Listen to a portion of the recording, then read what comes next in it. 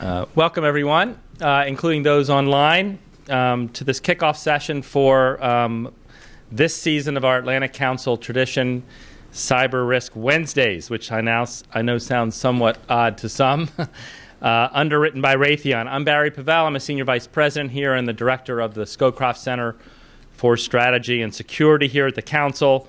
It's great to see a lot of our friends today, and also for you first-timers, we hope this will be only the first of many Cyber Risk Wednesdays for you. With DC Cyber Week well underway, we're very glad that we're here at this event and out of many other competing events on cybersecurity, and we hope you agree you've chosen well. Our Cyber Risk Wednesday event series provides a space, a physical space, a cognitive space for policymakers, for corporate leaders, and the public to navigate some of the technology and policy interrelationships in a language that resonates and with the aim of injecting foresight and multidisciplinary analyses into core debates. With today's discussion, we're hoping to draw some attention to the urgent debate on protecting our national critical infrastructure. Across the U.S., the Department of Homeland Security has identified 16 sectors, a wide range of them that are essential to our society and whose incapacity or destruction would utterly debilitate our safety, our security, and our way of life. As the complexity of software and systems used in national critical infrastructure has ballooned, so has the cyber attack surface. Much has already been made of the disadvantage that this creates for defenders, but the other development that has made this disadvantage somewhat alarming is the new context, the geopolitical context, and that is the rise in great power competition, and with it the threat to critical infrastructures that U.S. defenders must grapple with, and that demands increasingly close coordination from all quarters. That matters to us here at the Scowcroft Center for Strategy and Security. We're focused on the day-to-day urgent needs, but we also seek to address long-term trends and to use those projections to inform the types of policy and strategy choices that we need to address facing the United States and our allies and partners. The Scowcroft Center honors General Brent Scowcroft's legacy of service and embodies his ethos of nonpartisan commitment to the cause of security, support for U.S. leadership and cooperation with allies and partners, and dedication to the mentorship of the next generation of leaders. From that strategic perspective, our Cyber Statecraft initiative examines the nexus of geopolitics, national security, and cyberspace, focusing as relentlessly as we can on innovative and relevant solutions to the challenges that we are facing. Cyber Risk Wednesdays like these are platforms for us to exchange ideas about these solutions. By working with leaders like Raytheon, we hope to inform policy work with an abundance of expertise in the private sector, asking things like, what lessons have different players learned from past crises, and how can these players work together to develop new solutions in this ongoing fight? And the fight is here. And with today's panel, moderated by Clara Jordan, who is the director of our Cyber Statecraft initiative, I'm sure we'll hear no shortage of solutions. One last reminder before we begin, this event will be webcast live and on the record. Please join the conversation on Twitter at our handle @CyberStatecraft. I already have. Please join us. And with that, Clara, over to you to start the discussion.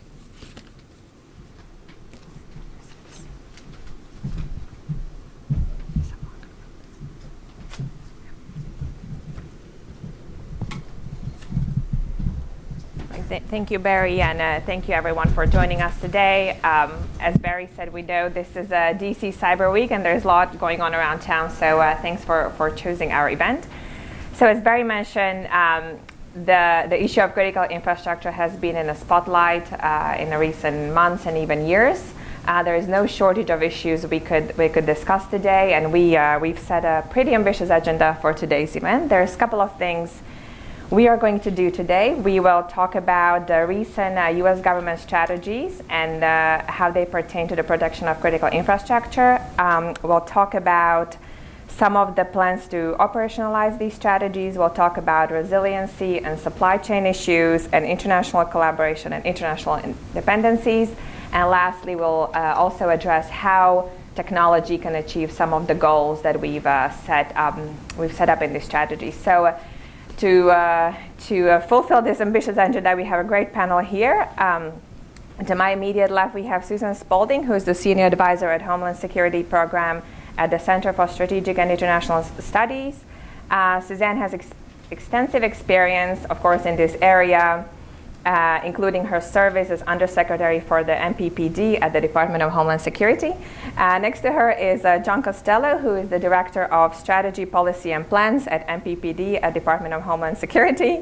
Next to John is Emily Fry, who is the Director of Cyber Integration at the National Protection and Resilience Organization at MITRE. And last but not least is Michael Daly, the Chief Technology Officer at Cybersecurity and Special Missions at Raytheon. So with that, Suzanne, if you could start us off with talking about the recent strategies and how they set to protect our critical infrastructure. Sure. Thank you very much. Thanks for having me, and kudos to the Atlantic Council for this Cyber Risk Wednesday series and for launching it during October, which I know everyone in this room knows the significance of that. It's Cybersecurity Month, and I know you all know that next month is Critical Infrastructure Security and Resilience Month, right? Actually far less well known, but equally important. But now we know. So I thought I would start by talking about what I see reflected in the National Cybersecurity Strategy. And certainly from a former DHS perspective, I would say that overwhelmingly what I see is continuity. And by that I certainly don't mean that nothing has changed, that it's just staying in the same place, but I really mean continuity in the sense of moving in the same direction and continued maturation of the approach, particularly with regard to critical infrastructure, but very much in line with the direction in which we had been moving. And so that was very reassuring and really nice to see, because it reflects a resistance of a oft inclination of new administrations to say not invented here. If that was their idea, we've got to come up with something totally new. And I don't see that in this strategy. You see it a little bit more in the rhetoric, unfortunately, about how we're no longer going to just sit back and not do anything about cybersecurity. But in fact, we know that the men and women in DHS and other departments and agencies across the government have been working this issue hard for many years. And so it's nice to see that continuity and that they're able to continue those efforts. I will just read one paragraph from page 2 of the national strategy, where it lists, the things that the administration is already taking action to aggressively address this threat. The United States has sanctioned malign cyber actors and indicted those who have committed cyber crimes. We've publicly attributed malicious activity to the responsible adversaries and released details of the tools and infrastructure they employed. We have required departments and agencies to remove software vulnerable to various security risks. We've taken action to hold department and agency heads accountable for managing the cybersecurity risks to systems they control, while empowering them to provide adequate security. And of course, we could have written the exact same paragraph in 2016, or certainly on our way out the door in January of 2017. So again, I think that reflects a continuity of a lot of really important and good actions that are taking place. But I also see some new developments that I think are very positive in the strategy. The continued move toward assessing what services could be shared. So the DHS, as you know, has the mission of assisting and protecting civilian departments and agencies in the federal government, and also the critical infrastructure, and providing assistance to state and local, territorial, and tribal governments. And on that federal level, we had been looking for some time at what are the kinds of things we can pull together and provide as shared services. So that continues and should.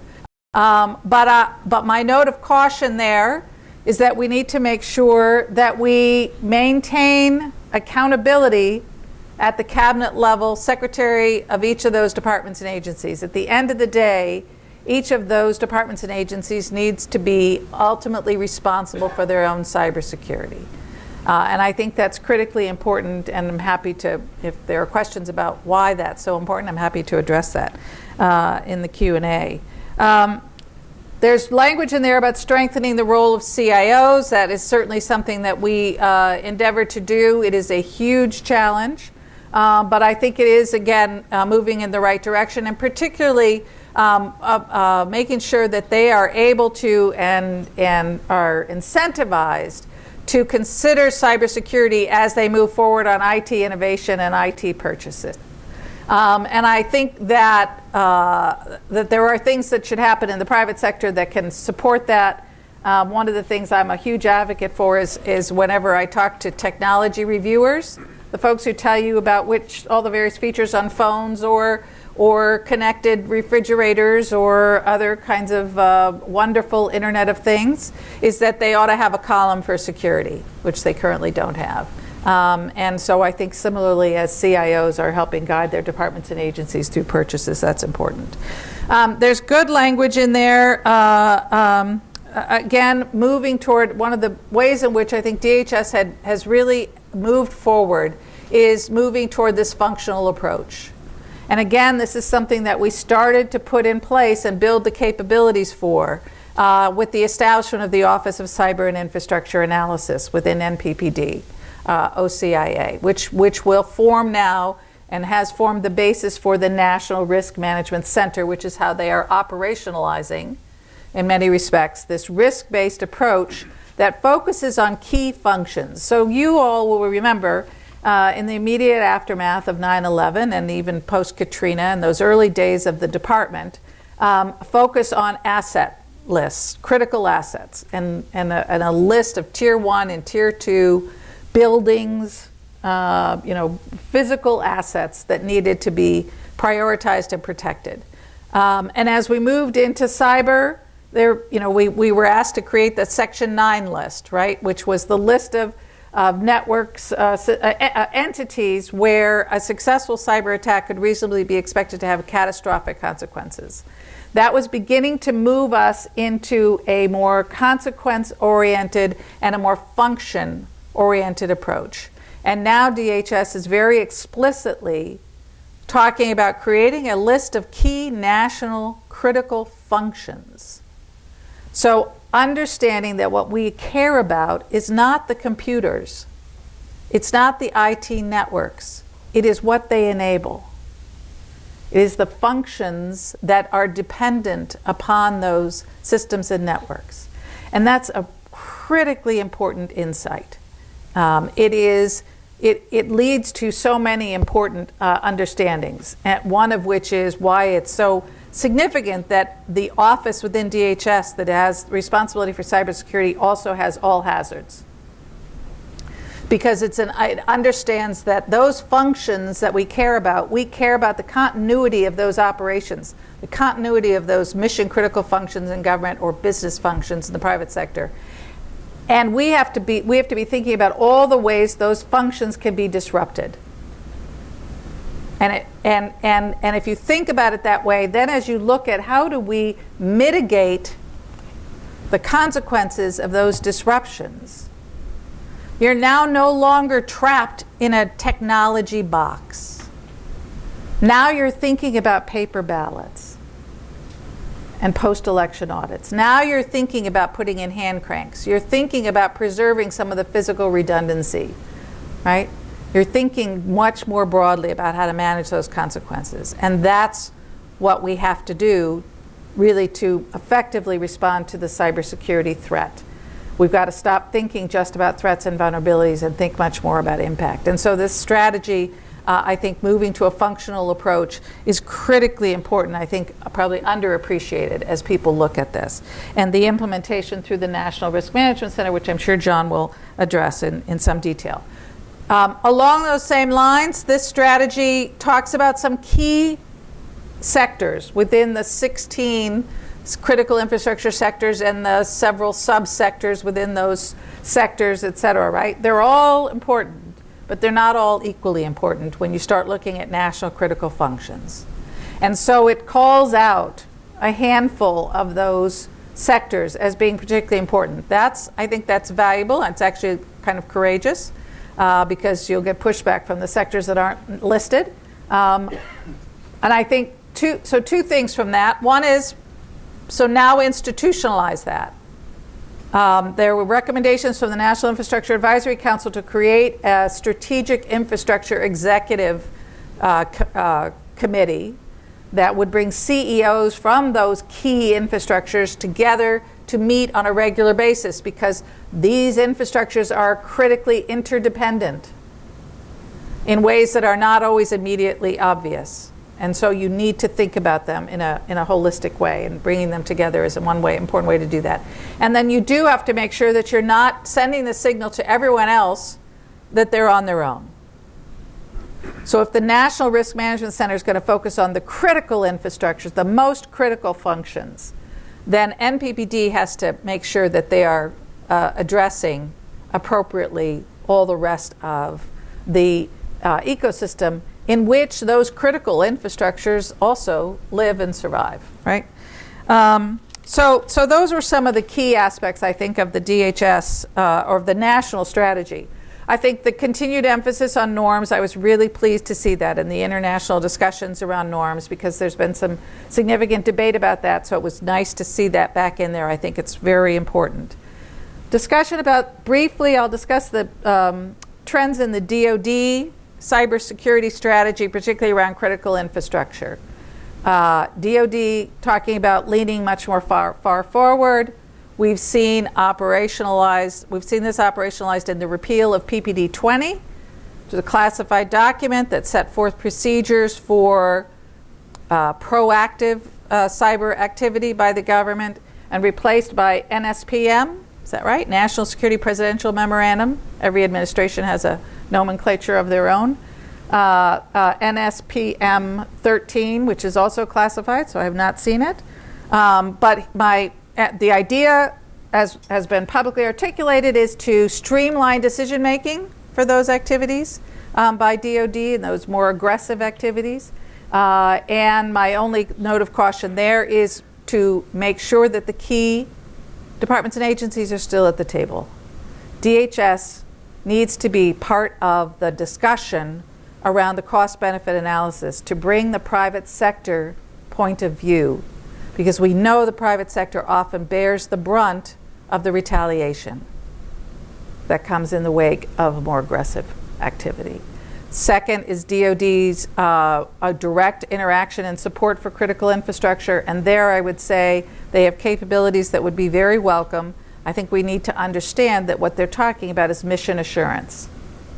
So their focus is really, don't think that they are focusing on infrastructure for the public. They're focused on infrastructure that they depend upon to project force.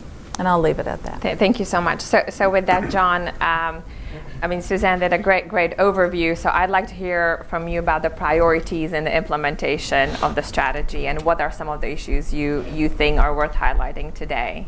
No, I appreciate that, and thanks for the invite. Cybersecurity Awareness Month is a big deal, and I definitely love being here. One thing I do want to say is that anyone who's engaged currently in the cybersecurity and critical infrastructure security and resilience mission in the federal government and DHS and MPPD in particular, we stand on the shoulders of giants. Everything we do is built upon a firm foundation of those who came before us, and it's very good work.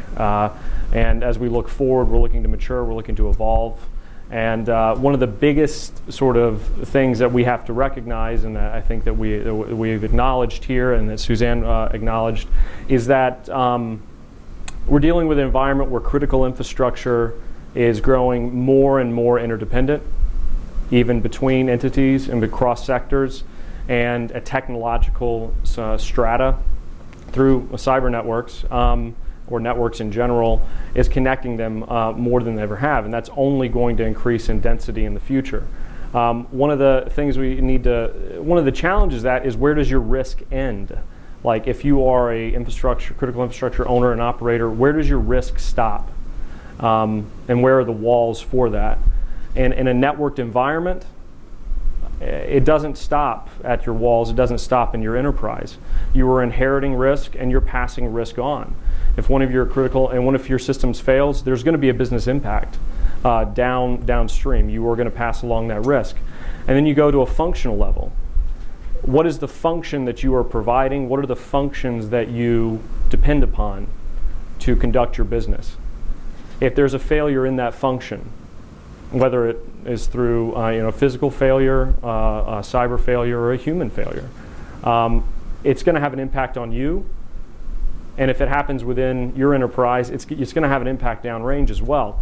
It was try to looking that, and I'm glad you brought up national critical functions, and that's essentially what we looked at. Is when you start talking about how risk is shared, when you start talking about how risk is inherited across sectors and across businesses, you're getting into a functional analysis. And it's much more useful to conceive of what are the things we're trying to protect, what are the top level things we're trying to mitigate damage against or reduce the risk of, and national security, economic security, public health and safety, and thriving of the American way of life are all top level. But what are the functions that really underpin those? What are the critical functions that underpin those? Now, I want to say this isn't like a reinvention or a reconceptualization of the 16 sector model, none whatsoever. It's looking across those to find where they're interdependent and where they overlap. That was, I think, the major sort of viewpoint and realization that led to the National Risk Management Center, and why OCIA was the correct organization to form the kernel of it. But when you look at what the NRMC is going to do, you have to ask yourself, what does that look like in practice, and how do you implement that? How do you take a cross-sector approach and take from a risk assessment all the way down to a risk management activity, especially cross-sector?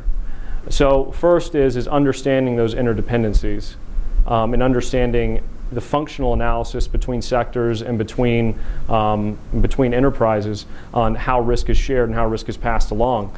The government cannot do that alone. That is information that the private sector has, the private sector is aware of. That's something that DHS, the NRMC in particular, can do, is convene the private sector across sector and try to understand what is the functions in which they depend upon between each other, and what are the systems and assets that underpin those functions. The question then becomes, what are you going to do with that? And that's the other side of the coin of what the NRMC is intended to do, which is plan. And I know planning sounds, it means a lot of different things to a lot of different people, but as a former military person, planning is everything. Planning is how you do things. Planning is convening people and getting action done. That is the architecture for achieving your mission. And so the ability to work across sectors, across many different stakeholders, and understand what their collective risk is around a certain function, and then bring everyone to the table and say, how are we going to plan together to manage and reduce this risk, is essentially what the National Risk Management Center is intended to do. And it is a cornerstone in how we're looking at managing national risk, regardless of what the hazard is, whether it's cyber, physical, human or otherwise, or natural or otherwise. Another concept here is we talk about where risk stops, and we talk about enterprises and sectors, but we never really, one thing I think is not a conversation that's sort of been in sort of public awareness, is where risk stops with the United States versus other countries. That there is such things as inherently global infrastructure. Transportation networks are one, transnational oil pipelines, anything, there is a set of international interdependencies on which global and international stability form the firm foundation of global and international stability. Trade, finance, transportation, the internet itself, they all form these global interdependencies. They are the entangling factors that make our relationships reliable and give them meaning. What does it mean, though, when a disruption of any one of those could have cascading effects across borders? What does it mean when a transnational oil pipeline, going through Turkey is disrupted and deprives Europe of oil, or and you're trying to figure out who did it and what could be the cascading consequences. There's a higher order of internationally critical functions as well, and that's that if disrupted run the very risk of disrupting international stability. The one that is the sort of difficult thing to talk about, and I think is an elephant in the room in any discussion of international interdependencies and even interdependencies across sectors, is supply chain. Supply chain is a massive cross-sector international topic, and I think one that's only going to be going to be more important as time marches on. It's an interesting topic from our perspective,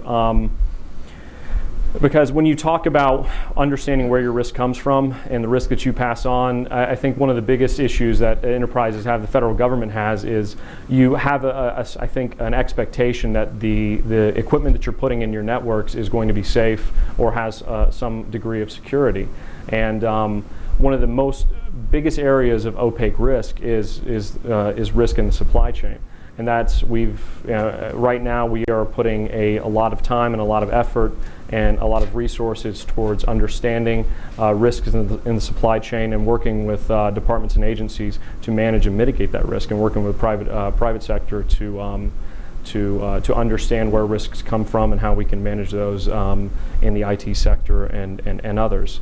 When you're talking internationally, you get into sort of an area of technological entanglement, and entanglement is usually a inherently stabilizing factor in international relations. But when you're talking about entanglement of technology, a presumption of security in the technologies you're getting from other countries, and the fact that they could be manipulated or undermined or compromised, really confounds that entanglement factor, and that's something that in the department, and I think the strategy, both strategies address that pretty on the nose.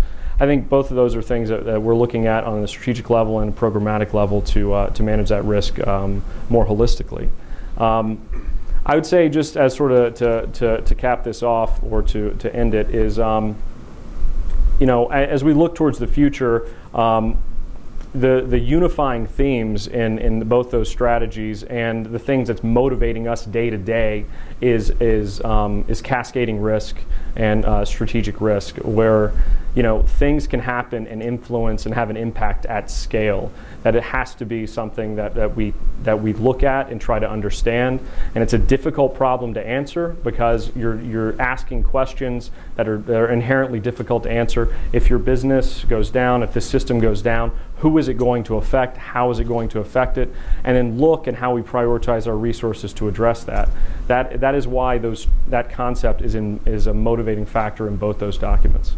That's great. So, you just brought the topic of cascading risk up, and I think, Emily, you've been doing a lot of thinking about, we have these sectors who have great capabilities to protect themselves. There are other sectors who don't have them.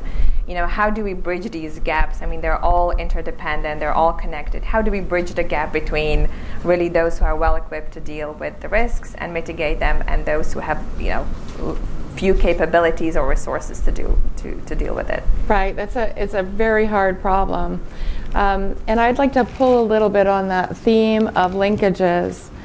Suzanne brought up linkages with the past and the trajectory of moving forward with some continuity.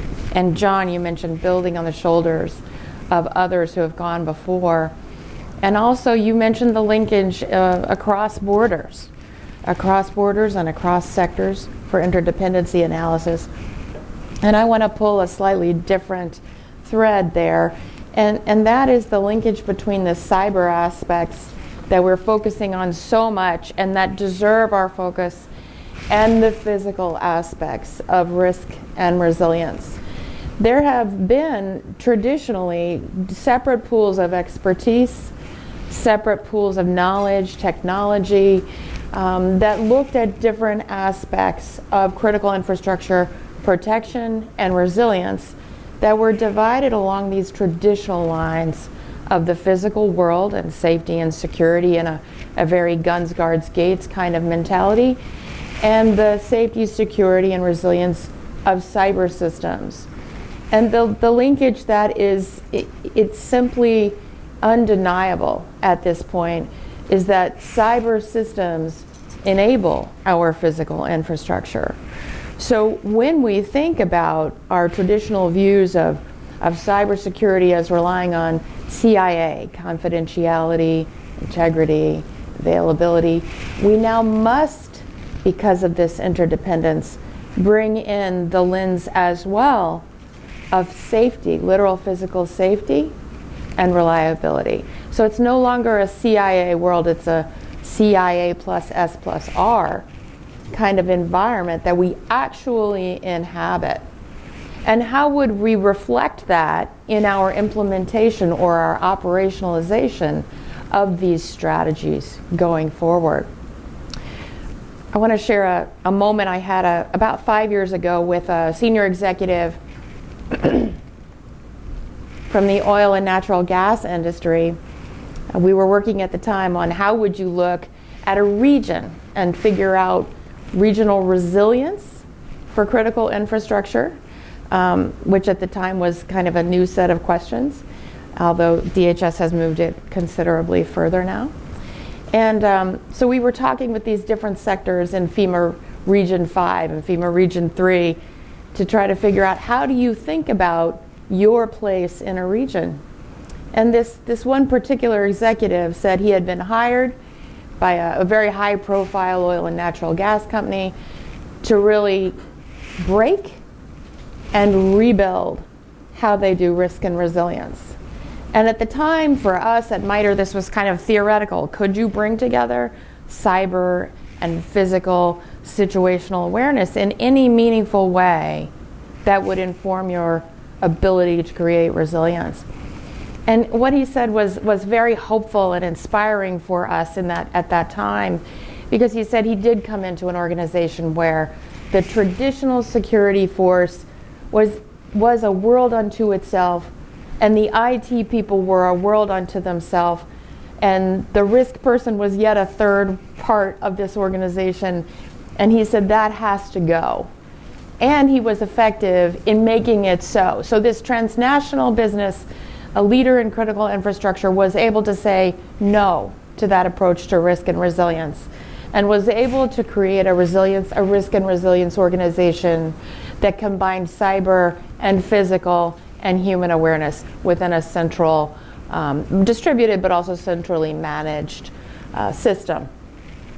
So that to me is the lodestar where we need to pull a lot of our other brethren forward. So that is a linkage where I think we need to invest heavily. We do see, as with this industry leader, that some of the critical infrastructure big guys, the ones with resources, have both the vision and the resources to make that real. And how can we enable that for now the next tier down, the mediums and the very, very strategic smalls? Because some of those smalls, far from being unimportant or unsophisticated, are actually rather essential to the largest. That's another linkage. Where are the smalls, mediums, essential to the overall, to the large?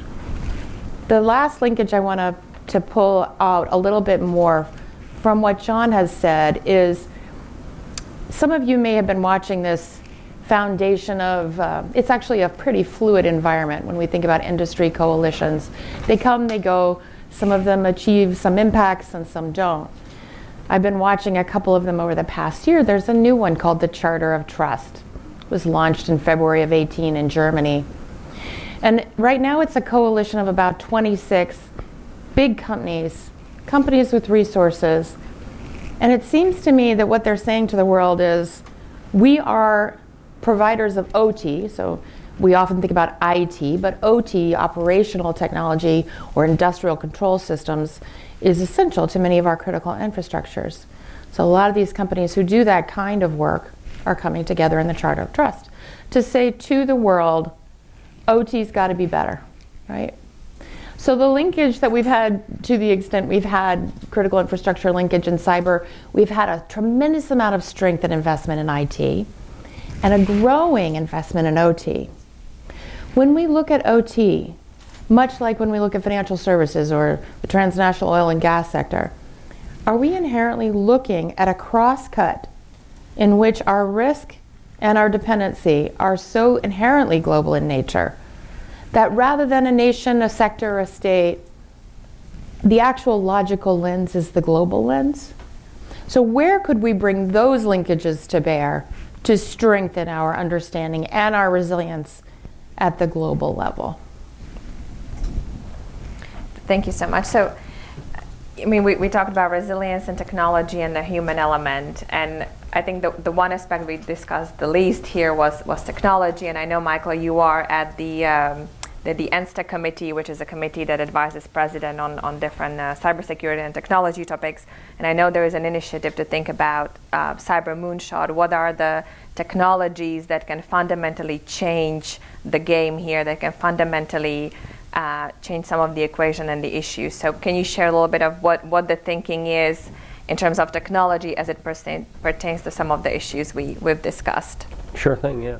The cyber moonshot does cover the broader space, so it's about education and policy and international norms and that whole range of things. But if I focus on the technology side, we're not right now at a point of advocating a particular solution. That's my little sort of legal caveat. But I'll talk about some of the things that we think are the most likely. And they actually tie back to what Suzanne and others were talking about around systemic risk to lifeline services, critical risk.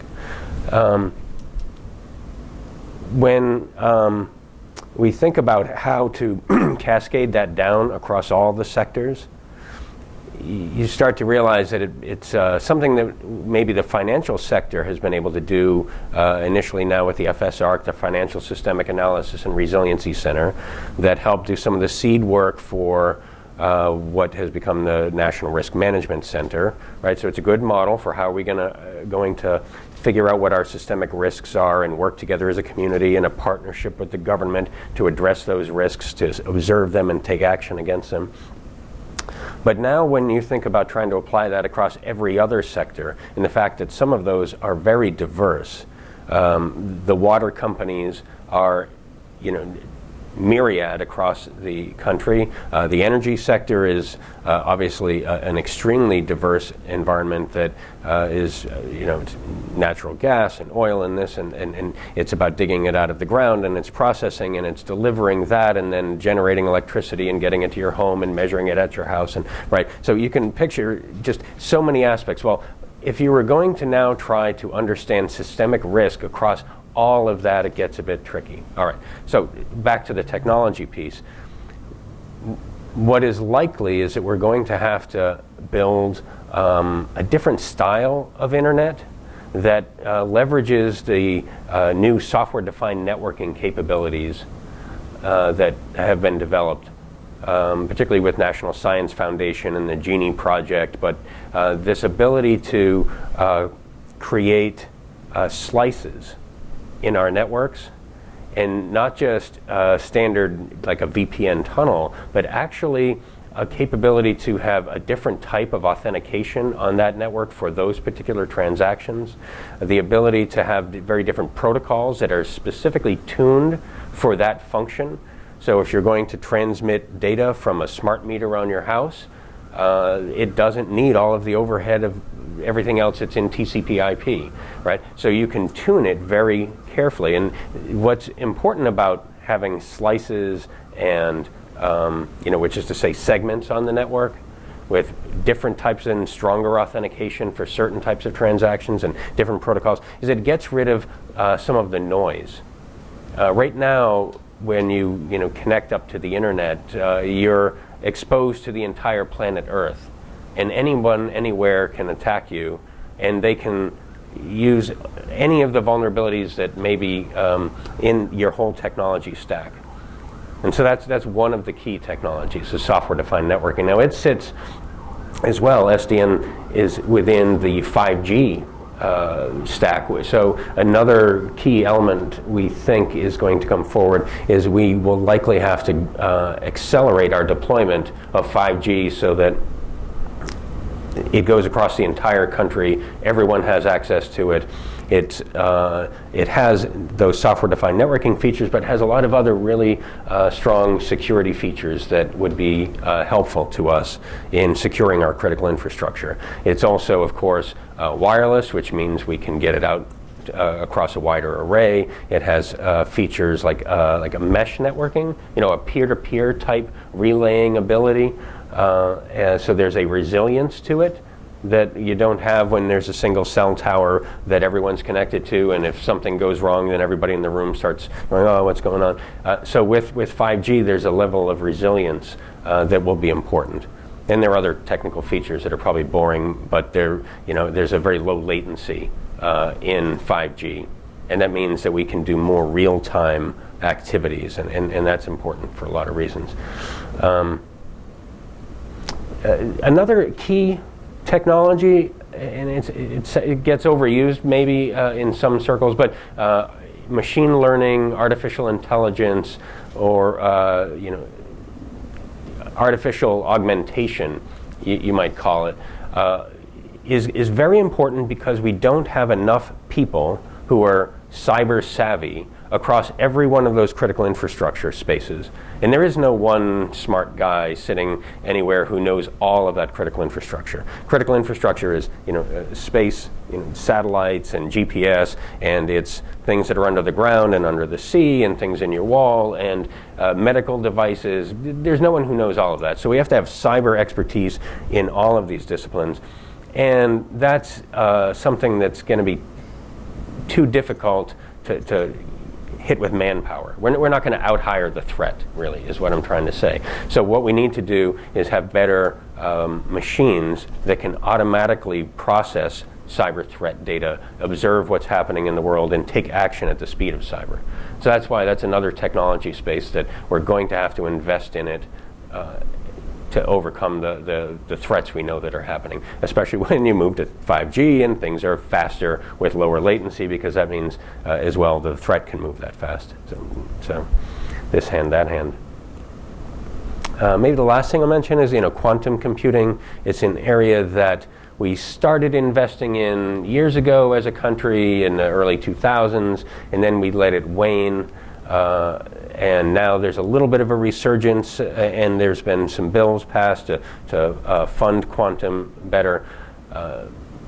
Technically, there are really two big reasons why quantum is cool. One is around the principle of entanglement. We can do things with quantum communication, potentially. Right? So the hope is that we could have communications that could not be intercepted. And if someone tried to intercept them, then we'd know it instantaneously and we could reestablish it. And we wouldn't be dependent on, again, latency. The communication would be instantaneous across a large distance. So that's one cool thing about quantum that is helpful. And another one is in its ability to compute simultaneously an enormous number of transactions all at the same time. So rather than a computer of today's style where you just add more and more and more processors and it can do this sequence of events, with quantum you can simultaneously test a whole array of theories all at the same time. And so that brings hope that we'll be able to identify threats and take action on those threats much more quickly. Thank you. John, I would be just curious to hear, how does the Department of Homeland Security think about the security and innovation and the private-public collaboration when it comes to bringing some of these into the department and some of the solutions you're thinking about? How do you think about the kind of security and innovation and bringing some of these newer technologies to the department through the collaboration with the private sector? I'd have to defer to S&T as really who you want to talk to there. But I will say this. As like how to secure 5G. I mean, 5G isn't. It's not a nightmare scenario. I don't want to sort of like to say that, but it does increase the surface area. It does increase the chances and opportunities for attack. I mean, I think you're looking at two things. Is like security and innovation are these two things that we're constantly grasping towards. These two things that we need to have our hands on both at the same time.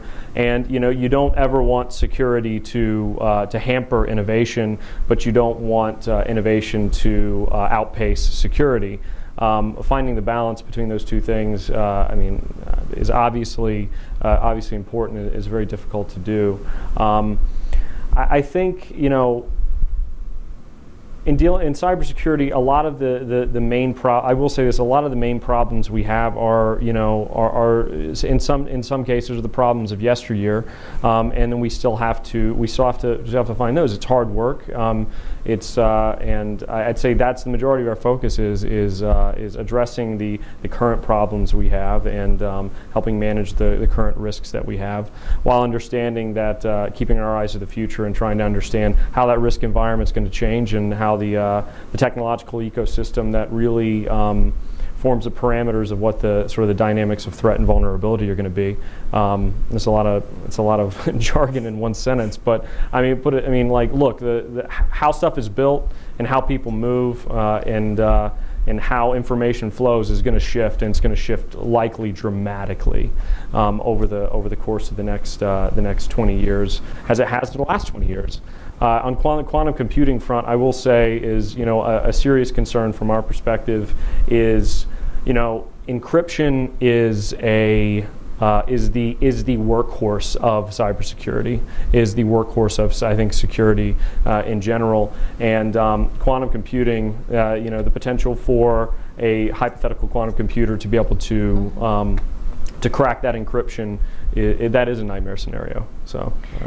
And you mentioned changing risks, and as I read through the strategies, they all talk about bringing the risk at the acceptable level. So I just like to shift that conversation a little bit to that, as we talked about interdependencies and different sector and managing the risk and using the technology.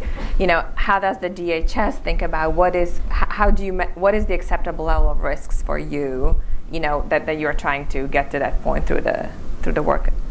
That's a good question. I think ultimately you have to ask, like, what are the sort of the impacts and the consequences that you're trying to avoid, and then honestly work back from there. I think that's in general the approach we take. I think for the private sector, I think risk tolerance is. I don't think there's not an exact science that goes into how an organization defines its own risk tolerance. I think there are a lot of factors. I think one of the major factors is going to be legal risk and legal liability. I think another is just going to be sort of understanding what you're responsible for, what the business impact could be. It's actually interesting, when we talk about like sectors that are perhaps the most mature in their or the most sort of forward-thinking in their own self-organization. The financial services, I think, is usually the sector that's usually lifted up, and you gotta look at that, because when you look at risk tolerance in terms of consequences, it's most obvious in the financial sector is cost, as loss, both cost and loss. And you can see, it's most obvious to them if there is a breach, if there is a lapse in cybersecurity, if there's some sort of compromise. It's a loss that they feel that they can actually see on a balance sheet. It's a loss that their customers can see on a balance sheet. And that level of seeing those consequences, understanding what you want to avoid, has been very good at motivating them to identify what their risk tolerance is, and then work on their practices and sort of collective security and managing or mitigating that. Another element that I think always factors into risk management is return on investment.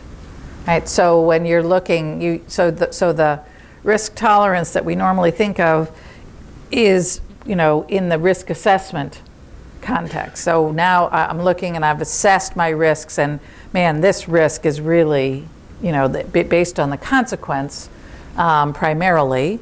Combined with the likelihood, this would be existential to my business, say. And so you decide that is a risk that you cannot bear until you begin to look at the cost of mitigating that down to zero. And as you begin to look at all the ways in which you can mitigate that, the risk management part is, okay, I'm going to look now at how can I mitigate the threat, how can I mitigate the vulnerability, how can I mitigate the consequences, and where do I get my greatest buy down in risk? And at some point now you've thought about all of the mitigations that you think are reasonable. What is your residual risk? And you can ask yourself, is that a tolerable risk? But your answer is likely to be yes. If I might, we were talking about the interconnectedness, and the reason why we are at a point of having to call for a cyber moonshot is because trying to measure the risk and response at that individual level does not get us there. Because it may be tolerable for me that my computer gets compromised because I don't care, I only use it for surfing the web. But the risk on a national scale could be significant because my computer could be used for funneling funds to terrorists. It could be used for attacking other computers and doing terrible things, and child exploitation, all kinds of horrible things. And so, if I'm looking at the risk through my own private, personal lens, that's insufficient. And that scales up as you look at even a business. The risk to them, tolerable to them, they may not yet understand the role they play in some larger supply chain of, but you're providing a service to this business. It's critical, and they are in turn a supplier to the Department of Defense or some other critical function required for disaster recovery. Which are the areas in which then you think, okay, how do we better align the incentives with those who can take action to reduce the risk? And remove some of the risk points in that infrastructure so that it's not a decision point for a person. And just have to take that risk off the table. Yeah. So it's 5:15. I just want to see if there are any questions in the audience at this point. Sean? Yeah, there's a mic coming.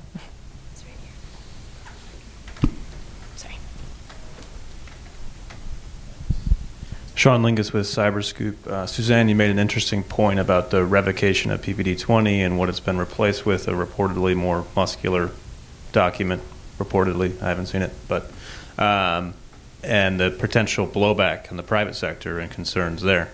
My question for the non-government or former government folks, private sector and MITRE nonprofit, is do you share that concern of potential blowback if U.S. government goes more on the offensive with cyber operations?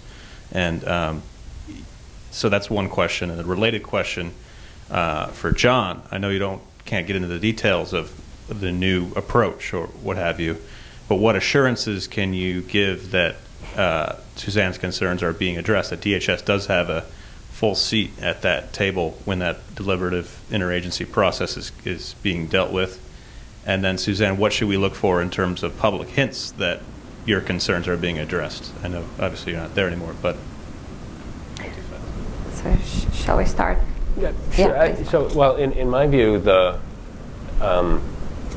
risk to the private sector is real, but that same risk existed regardless of the method of sanction, if you will, on another country. So if it was a financial sanction, then they still might decide to hack back against a U.S. company or some other company. So that didn't change. If somebody feels squeezed, they're going to take an action. Emily? I think I'm concerned, yes. And the best way to make sure that, one of the things I want to make clear is that that's not a new concern.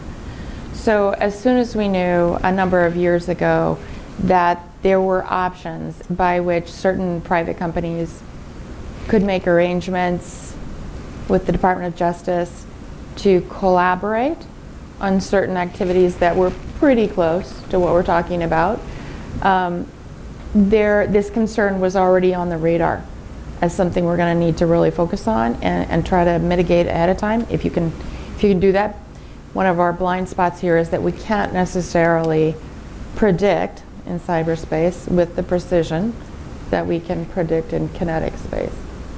So I'm concerned with the caveat that this was an existing concern, and that the approach to addressing that concern, I think, is the same. We must work through the risk analysis before we take those actions. On the interagency process, the second question then. I can't comment on NSPM 13.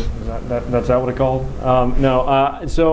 But I will say, as a more general matter, policy formulations inherently interagency, and I'm we're fully confident in support that the opinions and viewpoints and equities of every department and agency have been heard and have been addressed in any policy formulation process.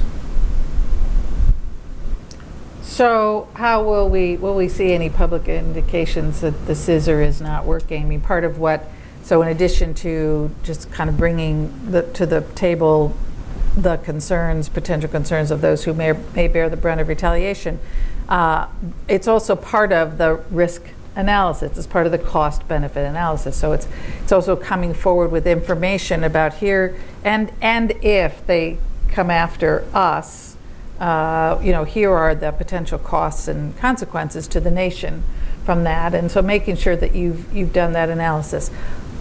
Most of that can be done well ahead of a context in which a decision needs to be made about whether to go forward. And so in that context, I would hope that that would allow for the appropriate deliberation. I think the only indication we may get will come from the private sector, because they will know, I think, at the end of the day, whether they feel their equities were adequately considered when a decision was made. And my guess is they'll let us know.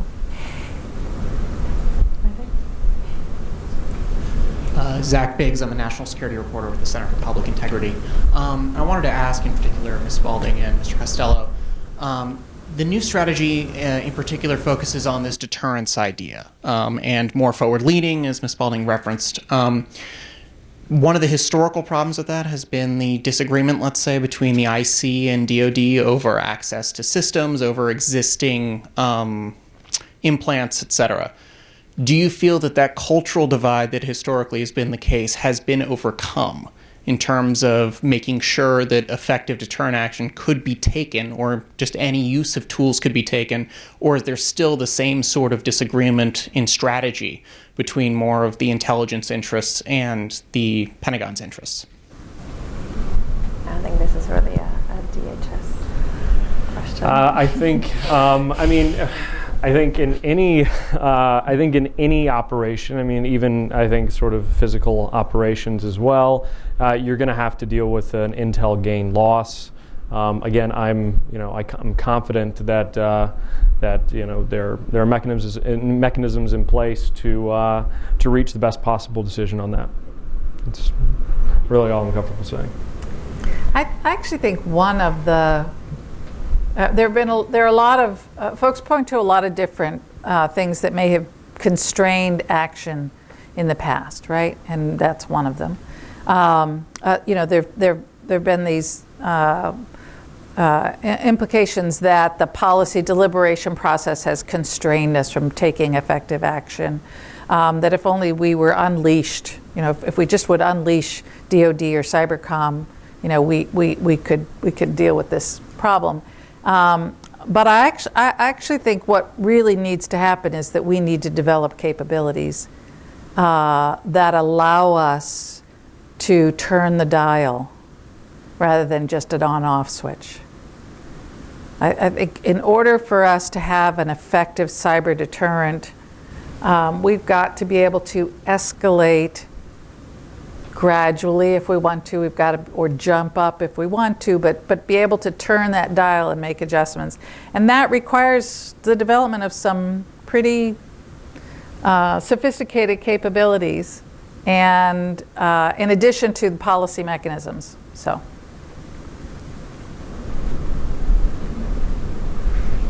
Hi, Rick Weber, Inside Cybersecurity. I wonder if the panelists could talk a little bit about the MITRE report on supply chain risks. John, you mentioned supply chain. Emily, you're at MITRE.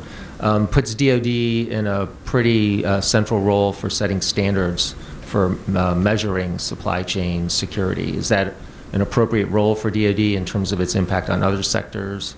How do you see implementation moving forward? Let me address that, if I may.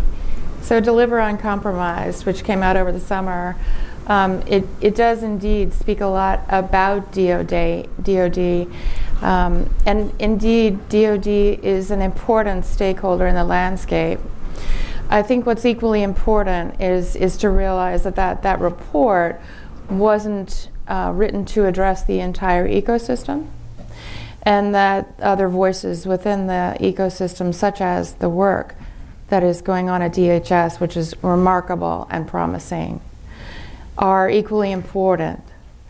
And as we look to who should be an arbiter, the set of arbiters in the supply chain landscape, I would not expect that there will be a consensus that one and only DoD would be an arbiter, the arbiter. I would expect that in arenas like critical infrastructure, we would be looking at quite different models and approaches. TBD on details for those. I would echo what Emily said. Supply chain it's a very, very cross-cutting thing. Departments and agents have to worry about their own internal supply chains. SSAs worry about those in their sectors. We worry about collectively and our dealings with the IT sector. Obviously, we have sort of big equities there, and DoD worries about, the DIB, worries about weapon systems, et cetera, et cetera. That is by its nature going to be a collective interagency, and this term is bandied about a lot, but it's very applicable here, a whole of government effort, and we see that with cyber, we see that with a lot of other things, but supply chain is certainly no different. Would you like to address a little bit, Michael? Talk a little bit about supply chain issues as you see them. You work with a lot of commercial and government entities around the world, and I know this is a concern. It's a very strong concern for all of our customers. It's been something they've been coming to us, or how do we resolve it? And a lot of it has to do with the way contracts are written and the way deliveries are made. It's very akin to IT versus OT. The OT space where something has to live for 30 years, and no, you cannot reboot the electrical power grid today on Patch Tuesday. The military and defense has that same issue. So we have to come up with new ways of ensuring that vulnerabilities are continuously assessed and addressed in a risk-managed way.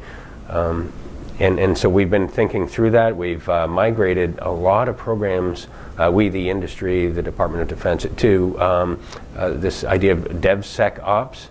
So rather than this big waterfall thing that says, hey, deliver something to me and I'll get it in 3 years, it's deliver in incremental capabilities, but we're going to be doing security testing from the first time that line of code is written and gets committed to the source. And so this idea of DevSecOps is almost a cultural shift across the entire defense community about how to think about security and how to deliver capability and sustain it over time. And Michael, you talked in your opening remarks about where technology is going, about kind of rapid diagnostics. It's one of the most important things we learned over the years in the context of fighting the outbreak of contagious disease or bioterrorism, right? If you could pick one thing, it might be rapid diagnostics. And so the promise of technology providing us a way to do time-effective diagnostics of your supply chain would be really huge. But I do think, I talked the other day when we had the Bloomberg story that we don't know yet what the facts are there. The companies pushed back hard on the story that there'd been a tiny chip implanted in the motherboard shipped to all kinds of entities and agencies. but that it is until we have these solutions, it is just going to be incredibly difficult to stop supply chain vulnerabilities. And it's sort of obvious, I guess, but I think it bears emphasizing that makes it all the more important to make sure that you are able to detect the function that supply chain vulnerability is now going to enable. Right? So the mere implantation of something is not what you're worried about. What you're worried about is what is that going to then enable in terms of malicious activity. And so, critically important, the kinds of things that are coming forward in the OT context to provide real-time visibility into your OT, all your networks, your OT network, your IT network, so that you know what devices are on your system and are they doing things only the things they should be doing? Are they engaged in anomalous behavior in addition to the known indicators? Those kinds of technologies are coming to the fore. The good news is there's a growing recognition within the industrial Internet of Things builders that this is a problem and their customers. And the technology is coming to the fore to address those issues, and investors are seeing this convergence and investing in those technologies. And so there is some promise in that arena. So we're not all doom and gloom. Yeah, we switched our language, and you mentioned it, to resilience. It's this assumption that, yes, there's going to be some chip, some vulnerability, something in any one of these systems, over its life. So let's assume that there's a failure. Then what are we going to do about it? How are we going to measure it and know that it's there? How are we going to contain it and remain resilient? That line of thinking is now across the defense industry. Yeah. Questions all the way at the back?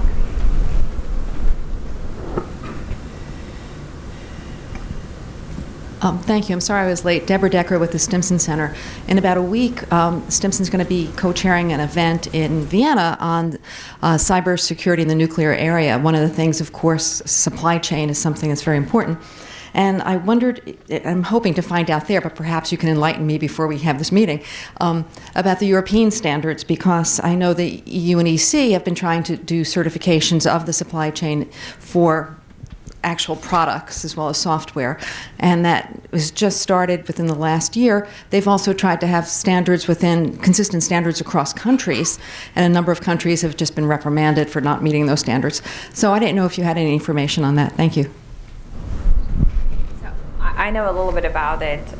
It's just a very controversial initiative within Europe just because of how some of the certification is being set up. So that's all I know. I mean, Have you, John, Suzanne? The only thing I would say is I think, I don't know the details of how they're approaching it. I think a regulatory approach needs to start with transparency. Right? So it needs to start by requiring or incentivizing ways to have greater transparency into your supply chain and bills of lading and things like that. If you're going to then impose requirements with regard to the security of that. I would agree with Suzanne. Ultimately, I think a lot of this is, I think there's a lot of ways to skin the supply chain cat, if you will. A major objective for the DHS, SCRIM or supply chain risk management efforts is to help enable better procurement decisions, to make better risk management decisions when you're actually taking items and bringing them into your environment. Transparency supply chain is definitely huge in that, as it enables that transparency from initial manufacture all the way to when you buy it. I'll just say as a general matter, I mean, supply chain is one of those issues. And again, we talk about risk, and I'm glad Suzanne said this, but risk is really sort of about what you're willing to invest and what you're willing to apply for it. I mean, you've got there's a lot of different sort of regimes I think that you could use to apply towards supply chain security more generally. On the high end, I think you've got a model that I think People's Republic of China is pursuing, which is I think very intensive and has cybersecurity reviews as well. And I think you could have a model where there's sort of like Wild West, I think the biggest question is what the government or what states are willing to, the money they're willing to sort of put to that, and the government control they're willing to put to that. I think as a broad policy question, I don't think there's been a clear answer yet on that. I think that's something that's still being decided. I wouldn't be surprised to see us move toward an underwriter laboratory type system because the small companies and even some of the large ones don't have the tools to do all that deep inspection of a supply chain. You're going to have centralized expertise, a few businesses that are just great at it, and let them do it. For the benefit of all of us. And in some areas where like the potential consequences are just extremely high, it makes sense. It makes a lot of sense to put money down to really sort of to not only manage and mitigate but purge your risk in the supply chain. Extremely sensitive national security systems are it. But when we talk about risk tolerance, outside of that, the risk tolerance, I think drops pretty precipitously. And if we don't have a way of assessing its individual supply chain security, we are going to move toward what will wind up looking like, if it's not actually protectionist policies, because we will have to use much blunter instruments. Right. I'll just take one last question there, gentleman in the back.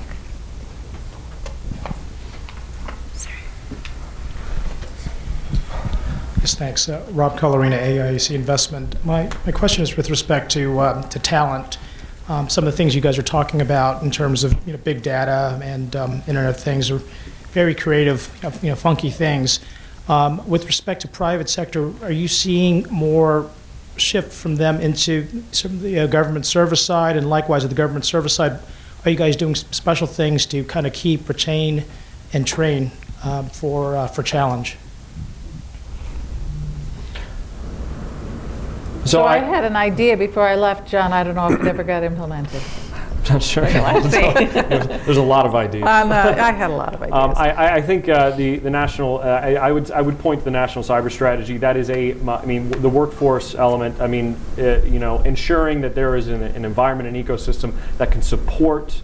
Support cybersecurity talent and has a pipeline where you can have cybersecurity talent and get it back in the workforce is obviously a major point in that. Having the flexibility in and out of government I think is also in the strategy. I would say keep watching. I think it's something the White House and the government more broadly I think is it's in the strategy. So I think it's something that. It's something we're working on.